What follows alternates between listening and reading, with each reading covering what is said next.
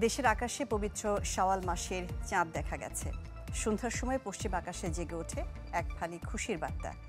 জাতীয় চাঁদ দেখা কমিটি ব্রিফিংয়ে জানিয়েছে, সোমবার উদযাপিত হবে পবিত্র ঈদ উল ফিতর। এ উপলক্ষে দেশবাসীকে শুভেচ্ছা জানিয়েছেন প্রধান উপদেষ্টা ডক্টর মোহাম্মদ ইউনূস। এক মাস সিয়াম সাধনার পর আনন্দের বার্তা নিয়ে এলো পবিত্র ঈদ উল ফিতর। দেখা গেছে শাওয়াল মাসের চাঁদ। সন্ধ্যায় জাতীয় মসজিদ বায়তুল মোকাররমে ইসলামিক ফাউন্ডেশনের সভাকক্ষে জাতীয় চাঁদ দেখা কমিটির সভা বসে। পরে ব্রিফিংয়ে ধর্ম উপদেষ্টা জানান, দেশের 14টি স্থান থেকে চাঁদ দেখা গেছে।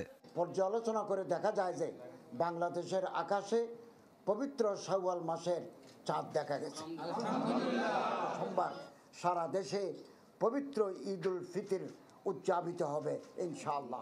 ঈদের প্রধান জামাত হবে জাতীয় ঈদগাহ ময়দানে সকাল 8:30টায়। বায়তুল মোকাররমে হবে 5টি জামাত। আকাশে যদি মেঘ দেখা দেয় অথবা কোনো দুর্যোগপূর্ণ পরিস্থিতি তৈরি হয়, তাহলে জাতীয় ঈদগাহ যে নামাজ 8:30-এ হওয়ার কথা, সেটা 9টায় হবে বায়তুল মোকাররমে। মাননীয় প্রধান উপদেষ্টা পড়বেন জাতীয় ঈদগাহতে এবং মহামান্য রাষ্ট্রপতি পড়বেন বঙ্গভবনে। এক ভিডিও বার্তায় দেশবাসীকে ঈদের শুভেচ্ছা জানিয়েছেন প্রধান উপদেষ্টা ডক্টর মোহাম্মদ ইউনূস।